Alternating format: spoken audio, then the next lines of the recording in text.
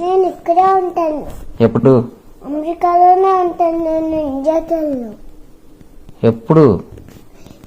ఇండియాకి వెళ్ళ పెళ్ళైన తర్వాత నేను ఇక్కడే ఉంటాను.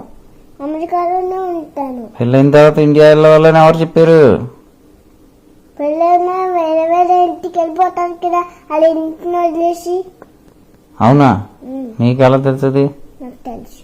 తెలుసంటే ఎలాగే? అందరూ అలాగే చేస్తారు, నాకు ముందే తెలుసు. ఎలా చేస్తారు? పెళ్లి చేసుకుని పెళ్లి చేసుకొని పాత ఇంటి నుంచి వేరే ఇంటికి వెళ్ళిపోతారు. పాత ఇల్లు అంటే పాత ఇంట్లో ఎవరు ఉంటారు?